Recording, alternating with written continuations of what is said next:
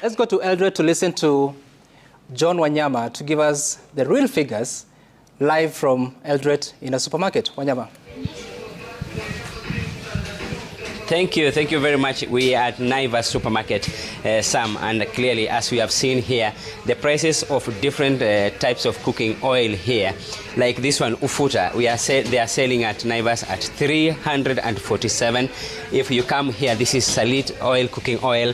This is going at 325 shillings, and here, Golden Fry, it's going at 355 shillings. Just to sample out quickly, we have here Top Fry, which is going at 307. Clearly an indicator that really the cooking oil has gone up in their prices since maybe in the few years or few months ago. Those whom we have talked to, they are saying it has gone up to maybe 3 times of what they used to buy. That is what we have found here at Naivas supermarket. Sam. Okay, all right. Thank you so much, John Wanyama. I see Waziri Nakhumicha, you're perturbed by the figures saying on this. You have it on your board. That is 450, September 2022. It was 450. Yes. Right now, the figures that he's reading, the list that he has talked about is 307. And that's 5 liters. No, Waziri, he has given a range. There are different brands. Some are 347, others are 325. Yes. We've given there an estimate per liter or per of 5 liters? Per liter, 1 liter. Yes. September 2022, a liter of 340 shillings. Totally. We will be patient with you. Just go now to Ruto. That's not Go to Ruto. Yes. Set a crew there. We are here for 2 hours. What's the hurry for? So you're here for 2 hours. So when the Ruto. Okay. Why should we go to Ruiru? There is a Sam, I want to address an issue on the fact that ladies and gentlemen, brothers and sisters, friends, enemies and comrades, this is Kenya Revolutionary. Hope you're doing whatever you are. Today, I just want to highlight something that has been making rounds in the news in Kenya. This is regarding most of the CSs that went to Citizen TV to highlight the achievement of this administration for the past 12 months, a year, okay? And I shall only highlight 2. You know, there's a CS Njeru, Moses Kuria, and there's that guy, I forgot his name, Ndindi Nyoro. We shall start with Moses Kuria, okay? Moses Kuria was claiming that the prices of cooking oil, edible oil, was down to 267 or something like that in Ruiru, whatever the case, across the nation, okay? Actually, he was claiming it's across the nation. It had gone down from, I don't know, 900 or 600 down to 260 something. And Citizen TV put him on the spot and was like, they had a reporter live in Eldoret that actually showed in a supermarket, whatever, to show the actual price of the cooking oil, which was not the same as what Moses Kuria was claiming. And I've said this in my live yesterday. I say that 90% of the CS that were appointed by RUTO are incompetent, are not qualified to do anything, okay? And this is done by design, okay? I know most people might say that these guys were appointed as a return, as a favor in return for supporting RUTO. That might be true. But as I told you in that book that I was showing you yesterday on my live, that these Western governments, through the IMF and World Bank, these Westerners, you know, Whitman, they actually handpick these guys. Have you ever wondered why some of these faces are familiar faces? They were in the previous regime, they're in the Kenyatta regime, some of them were still in the Kibaki regime, and some of them were even in Moi regime. They're the same guys. Why? Ask yourself, why don't we have new, competent people who can actually execute what they're supposed to do, okay? Why don't you ask them? It is done by design. Even your members of parliament. Ask yourself, why are so many members of parliament don't even know the law? Okay? They don't, only 2 or 3 of them just draft bills and pass laws, okay? The rest are just rubber stamp anything that passes there. There's half of the MPs and senators, you know, they never even get to speak on the House, okay? So that's what I'm talking about. This is done by design. But anyway, I won't take much of your time. Take a look at this, and this was a real shit show from this administration. Just look at how Moses Kuria answers the question and how stuck. He doesn't even know what he's talking about. Here's the first clip. Then I'll come back, give my view on that, okay? Let's go. Especially on why you should let the private sector be the one to deal with this. But I want to ask you a specific question. So you're collecting about 73 billion shillings every year. Is that sufficient to build already the more than 80,000 units that you say are already in progress, but also expecting another 664,000 projects to be, or units to be commissioned in the coming months? Yes, thank you very much, Sam. One thing we should note is that all these projects are not starting at the same time. So they will be starting at different stages. So that, and since we have monthly levy coming in, okay, it will be so easy for us to make sure that we accomplish that. That is a study we've done. And so 73 billion shillings in a year is sufficient to build how many units? Well, our target is 200,000 units per year, because already the market is giving 50,000. Okay. So with that money, we'll be able, and one thing I want you to note is that they are not asking that money at the same time. We'll be paying. No, I get that. I'm just wondering, if it's not sufficient, where do you get the balance from? Capitalizing. Because the target is 200,000 units, as you said. Yes, capitalizing? Yes. Yes. What is that? Maybe we'll... I will explain. The whole concept of the housing fund, and I'm hearing people say that, let me just digress a bit, Sam, with your permission. No, please, we are tying matters here. No. Just tell me, Kenya, capitalization. Kenya spends 650 billion shillings every year on education to educate buffoons like that, Professor Omenya. Please don't call him he called us stupid. We can't use that. He called our program stupid, and he's a buffoon. I wonder why we invest in education. But anyway, let me get back to this point. This money that we are supposed to put in here is supposed to get into the capital market ultimately. We do something called leveraging, and we get X times more money from the private sector. And by the way, Sam, for the last 60 years of independence, this country has produced only 50,000 mortgages, 50,000 from that private sector. So there was need to have some intervention. And we're not saying we crowd out the private sector from this housing thing, but the 73 billion which CS0 is supposed to collect out there is supposed to go to the capital market, to the financial system, and multiply 6 times more. Can you imagine if 73 billion is able to leverage 10 times and we get 700 billion? I don't have a problem with that. The question is very specific. So you collect 73 billion shillings in 12 months. And then you turn it around to the private sector. Hold on. 10 times. At the same time, you're building houses. The target is to build 200,000 according to CS0. So when do you multiply? When do you build? How much are you building in a year at how much? Let me say this. Today, these houses are not being built by government, even today. They are being built by private sector. Okay. But the money that Jero is collecting is for telling the private sector person, if you build this house, you can sell to the market. In the unlikely event that the market is not undertaking it, then CS Jero undertakes it, to offtake from that. But you see now, for every 1 shilling that Jero, offtakes, 9 others can be taken by me and you in the private market. Maybe I think it's too complicated for you. Anasema asante sana. Vile vile Mheshimiwa Waziri Zakari Njeru, asante sana. That's just number one. The second one is even worse. It's a bit 3 minutes and 45 seconds, but watch it. This is when they ask that CS Njeru about the housing levy. If 73 billion that you collect monthly, is it enough to carry out this 200,000 unit that you say that you're going to build per month, okay? And he was stuck. And Moses Kuria had to whisper capitalization. I mean, I'm not laughing, but this is sad. This is just sad. Look at how and Moses Kuria tried to digress and divert attention by mentioning what the Professor Omenya said. And then he came back and tried to clean it up by saying, this money that they receive, they shall put it in an investment farm and it will make more money. And also something that he said that was inaccurate. I mean, that's contradicting what Inga told us earlier. He says that, okay, this investors will build the house and will put the house on the market, and if the house does not sell, the government, I don't know, the government will come and buy the houses, okay?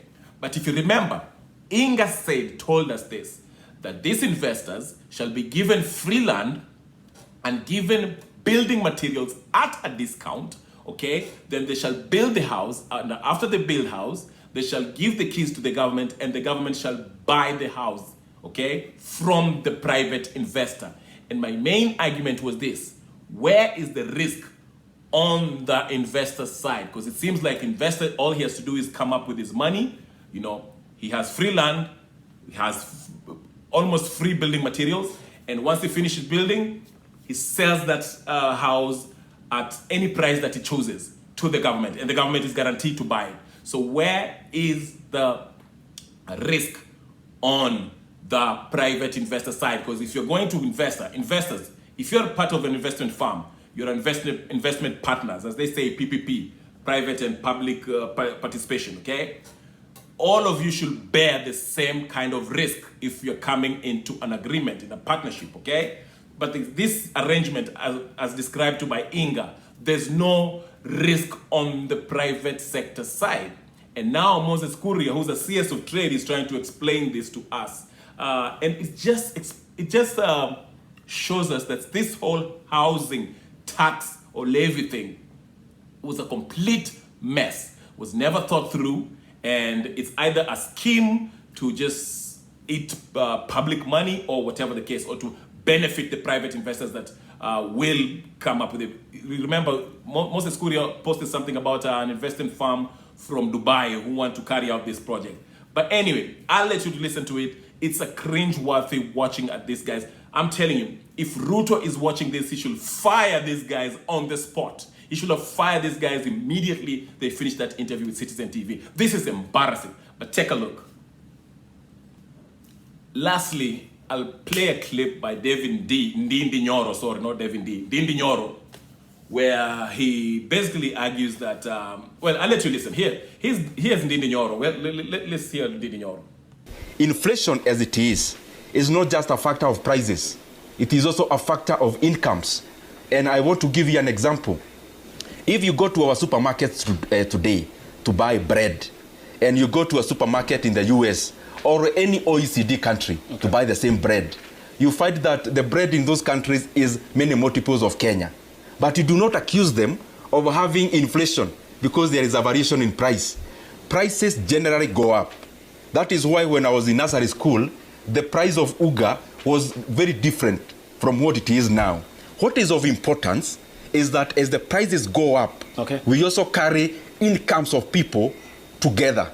And I can tell you, some of the discussions I'm listening from various studios, I wish we had time to take this studio today, for example, to the food baskets of our country. We talk to our farmers because a segment of majority of farmers are very happy. Why? Because if you look at the margins they are going to enjoy around the production of various commodities, it is way different. Thank you. So what am I saying, Ayub? We have had a lot of successes, but there is a lot of work to do. All right. And we are up to the task. And we are doing it. Okay. And the work here revolves around how then do you improve the living standards of Kenyans before you go to Nderei Muriithi. And when you talk about what you have done so far in the past 365 days, then how do you talk to the Kenyan voter tonight who feels or is experiencing a squeezed household budget because of the cost of living crisis, a limited or a rather small in terms of his disposable income, and the skying cost of basic commodities in the country, who might see your submissions as rather not the reality on the ground in terms of what they are facing? As I have clearly stated, it depends on where you sit in terms of the economic spectrum. When you go at the production side, everyone in the primary production in Kenya is actually happy. Primary production, and especially farmers. Farmers are happy in this country because they can actually look at their farms and they see money. That is number one. Number two, even as we talk about what is squeezed, and especially even my pay slip is squeezed, but to what end? It is squeezed to an end that is palatable, I can live with. Because we have to look at it in both dimensions. As we talk about the squeezed disposable incomes in terms of taxation, and especially pay, thank you. It is important, Ayub, to also look at what is it that the government is doing with these monies that we are squeezing some of the Kenyans. Okay. And Ayub, just to cite a few. Number one, I've talked about fertilizer. Briefly, okay. Number two, I can talk about CBC. Okay. Now it looks like it has been there, but it needed a deliberate government to come and implement CBC. Okay. When we get time, we'll talk about the funding in our tertiary education, the Hustler Fund, and many other deliverables that will be. So Ndindi Nyoro basically tells us, when he's asked why prices of commodities are up, and he basically says prices generally go up. When he was in nursery school, the price of unga was I don't know what cents, and now it's up. He doesn't give a reason why. He doesn't have a reason why prices go up. And he gives a terrible example of saying that comparing the price of bread in the US is more expensive if compared to Kenya, but you don't hear them complain of inflation. Actually, they do complain of inflation. I know he doesn't know, but anyway, I'll help you out, Mr. Ndindi Nyoro. I know you are trying to clean up for your president. Prices do go up for a reason, okay? What is inflation? Inflation means there's a lot of money supply that are becoming actually worthless, okay? There's a lot of money supply and they're worth nothing, okay? Number one reason why these prices go up, okay? Or let's say, okay, let's use ngunga or bread. Let's use the example of bread, okay? Real quick, I want to wrap up this video. I don't want to make it a long one, okay? What is our production level, okay? Are we producing enough wheat, okay? Maize, because this is what happens. We all know the rule, okay? If we have high supply, the demand is low and the price is usually low. So let's say if we produce a huge number of wheat, okay, in our country, a lot, more than enough, where every part of the country has enough wheat, okay? The prices generally of bread will go down because we use wheat to make bread, all right? That also depends with, but it's not as simple as that, okay? There's also, there's always, production, the added value that, what it costs the factories to produce that bread, okay?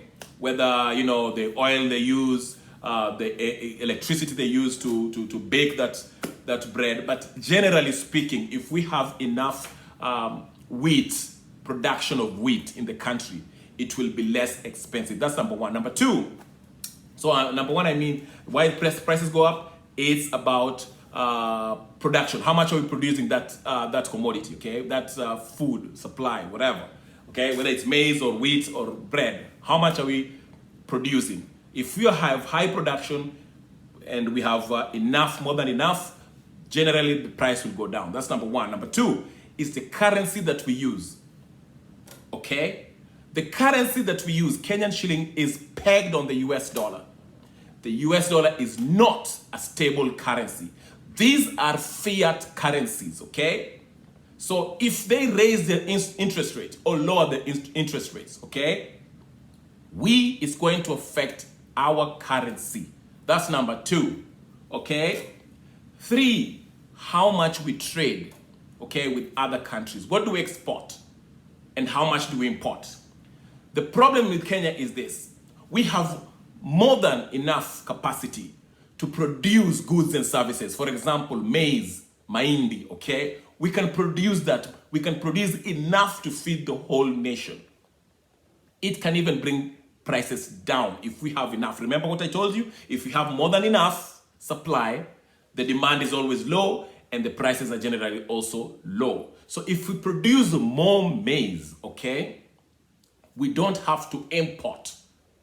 And if we don't import, the prices remain low. The problem is that in Kenya, we import a lot of food, whether it's rice, sugar, maize, okay? And this is part of the deal. I kept on saying in my previous videos, some of the stipulations that you have to sign up on, when you borrow this money from IMF and World Bank is that they'll come to you and tell you, hey, listen, you owe us X amount of money and we can see that you're having trouble paying it back.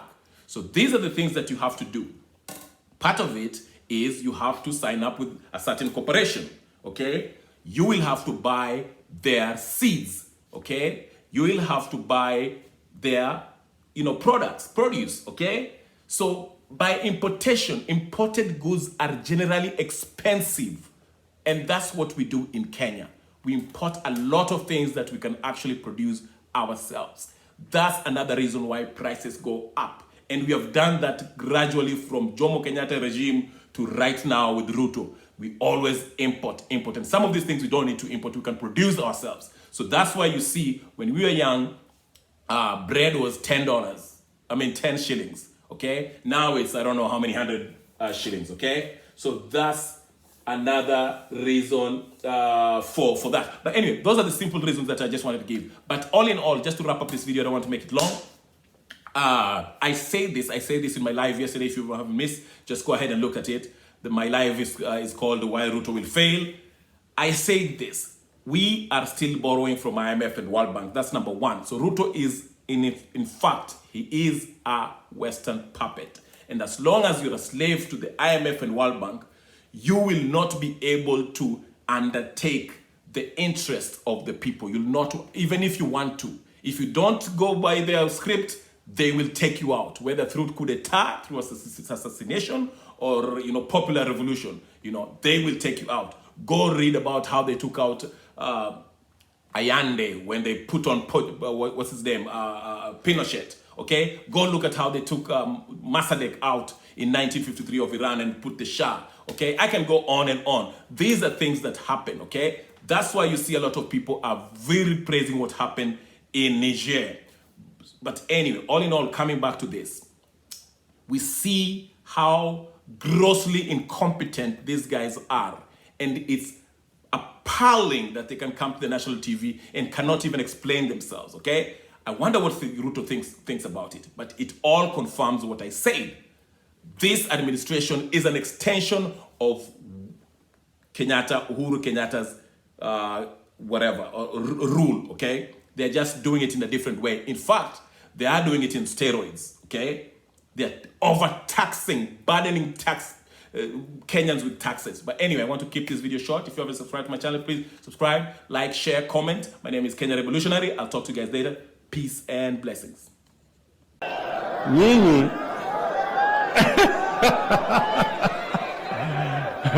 na nilikuwa nimewaona